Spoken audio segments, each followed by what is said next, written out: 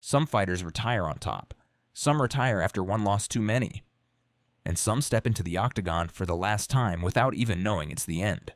These 10 UFC legends have won a combined total of over 20 world titles and finished more opponents than most fighters face in an entire career.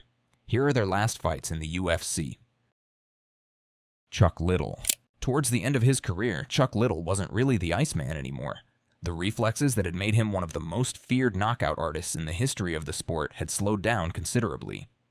After retiring in 2010, Chuck made the decision to come back in 2018 for one more fight. 8 years later, against his old rival Tito Ortiz. Nobody really needed this fight to happen. Chuck had already beaten Tito twice. He was 49 years old. His movement looked labored, and his chin, which had already been cracked multiple times in his final UFC run, simply wasn't the same. The fight lasted less than 5 minutes. Tito landed a right hand, and Chuck went down hard. Herb Dean stopped it, and just like that, the Iceman's career was over. Not in a blaze of glory, but on the canvas in front of Mickey Rourke and a crowd that went completely silent. Chuck Liddell never fought again. The man who once stood at the very top of the light heavyweight division, who knocked out Randy Couture and Wanderlei Silva, ended his career being knocked out by the same man he had already beaten twice before. Anderson Silva. Anderson Silva is one of the most gifted fighters to ever step inside an octagon. For over a decade, he made world-class opponents look completely helpless. But by the time 2019 rolled around, everyone already knew the Silva that showed up wasn't the Spider of old anymore. His last fight in the UFC came against a 29-year-old Israel Adesanya, who had idolized Silva growing up and studied his every move. It was supposed to be a passing of the torch, and in many ways it was. But nobody expected Silva to make it as competitive as he did. For 3 rounds in Melbourne, the 43-year-old Silva showed genuine flashes of the genius that had defined his prime. He smiled through shots, played games with Adesanya's timing, and made the crowd roar more than once. Adesanya won on all 3 scorecards, but the fight earned both men a Fight of the Night bonus. Silva landed 31 of 72 strikes attempted across 3 rounds and refused to go quietly. It wasn't a perfect farewell, but it was a dignified one. And for a moment, watching Anderson Silva dance around that octagon at 43, you remembered exactly why he was once considered untouchable.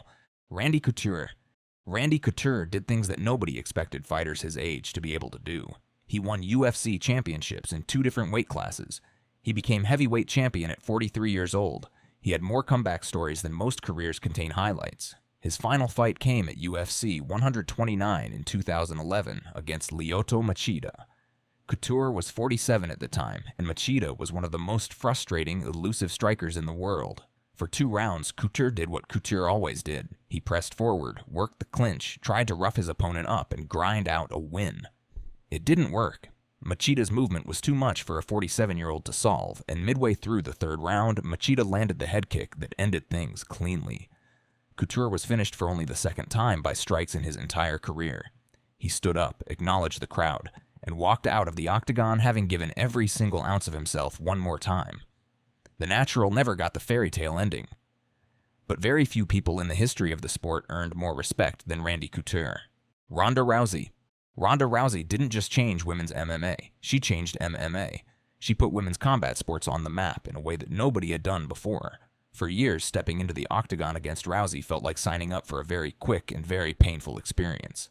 She was finishing world-class opponents in under a minute. The armbar was coming, and everyone knew it. But Holly Holm exposed something.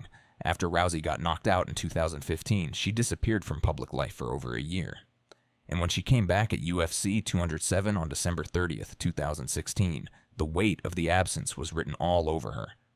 Amanda Nunes was waiting, and Nunes wasted no time. She landed a hard overhand right, and then just kept punching until Herb Dean pulled her off. 48 seconds. That's how long it lasted. The arena went from erupting when Rousey walked out to going completely silent before the first minute had passed. Rousey never fought in the UFC again. The woman who had once been the face of the entire promotion walked out of a Las Vegas arena in the dark and didn't come back. Just 48 seconds to end one of the most important careers the sport had ever seen. BJ Penn. At his best, BJ Penn was maybe the most naturally gifted fighter in MMA history. He became the first man to win a world title outside his natural weight class. He had boxing that didn't look like it belonged in a cage, and a jiu-jitsu game so smooth it seemed effortless. He was the prodigy, the guy who could have won titles in 3 divisions if he had wanted to take things more seriously. But BJ had a complicated relationship with his own ambition, and by the time the losses started piling up, he kept fighting anyway. Too many times, and for too long. His final UFC fight came against Clay Guida, a decision loss that extended his losing streak to 7 fights in a row. Watching BJ Penn fight Clay Guida wasn't watching a legend fade gracefully. It was watching someone still in there, still swinging. Still trying to find whatever it was that made him special, and just not being able to locate it anymore. BJ Penn was one of the most talented fighters in UFC history, and that's exactly what makes it hard to watch how his story ended. Georges St-Pierre. Georges St-Pierre is one of those rare fighters who actually managed to retire on his own terms, twice. The first time he walked away in 2013 after a brutal decision win over Johnny Hendricks, he was the undisputed welterweight champion, the most dominant fighter in his division's history. He walked away without losing, and then, 4 years later, he came back. At UFC 217 inside Madison Square Garden, GSP did something that nobody expected. He moved up to middleweight, a class that wasn't natural for him, and fought Michael Bisping for the title on just 4 years of cage rust. And he won. He wobbled Bisping with a left hook in the 3rd round, swarmed him, took his back, and choked him unconscious before Bisping would tap. The referee stopped it at 4:20 of round 3. It's genuinely one of the most remarkable performances in UFC history. GSP's face was covered in blood from Bisping's elbows. He was visibly tired, and he still found the finish. He vacated the belt weeks later, citing health reasons, and never fought again. In fighting, clean exits are almost impossible to find. Georges St-Pierre found one, twice. Tito Ortiz? Tito Ortiz was the light heavyweight champion when that title actually meant something. He built the early UFC into a mainstream sport through his personality, his trash talk, and his ability to back all of it up inside the cage. He sold more PPVs than almost any fighter in the sport's early history. His career went on longer than it probably should have, with injuries, controversial finishes, and years of wear piling up. But in his final stretch, Tito actually put together something surprising. 3 straight wins, including a first-round knockout of Chael Sonnen, before closing the book on his career with a win over Alberto Del Rio in 2019. Tito Ortiz got something very few fighters ever get. He got to finish on his own terms with his hand raised. The Huntington Beach bad boy walked out of the cage for the last time with a win, and in a sport where endings are almost never clean, that counts for a lot. Wanderlei Silva. Wanderlei Silva wasn't just a fighter. He was a force of nature. The axe murderer, Asperger's from Pride FC, embodied everything visceral and savage about early MMA. He walked forward, he attacked, and opponents who tried to survive against him rarely did. The Pride FC record, the screaming crowd, the dead stare before the opening bell. Wanderlei Silva was a different kind of fighter. By the time his UFC run wound down, the mileage on his body was obvious, but he kept fighting. His final UFC appearance ended in a second-round TKO loss to Rampage Jackson, the 4th time those two had shared a stage across different promotions.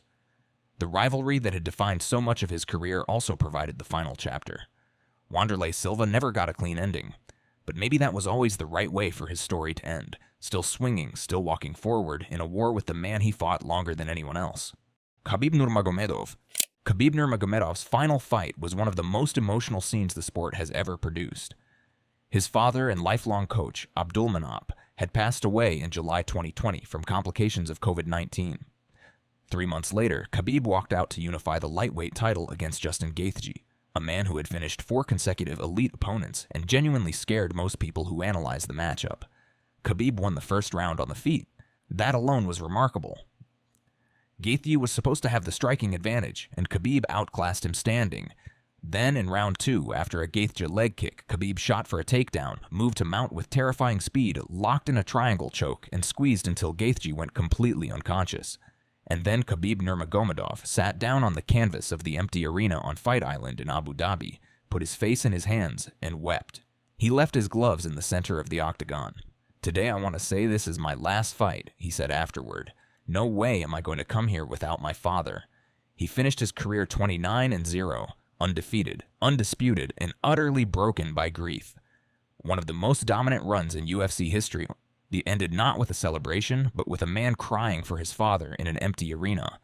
Wait, we have to come back to Anderson Silva for a moment, because his actual last professional fight wasn't in the UFC at all. It was a boxing match, and it was against Tito Ortiz, who he knocked out cold in the first round in 2021. At 46 years old, Silva knocked out a man on this very list with one punch, which means the last time Anderson Silva competed, he still finished it. He still delivered the highlight. He still made people forget, just for a second, that time moves forward. Maybe that's the most Anderson Silva thing that could have possibly happened. These were the last fights of UFC legends. Some ended in glory, some ended too late, and some ended in silence. But every single one of them left something behind inside that octagon. Something the sport will never quite replicate again.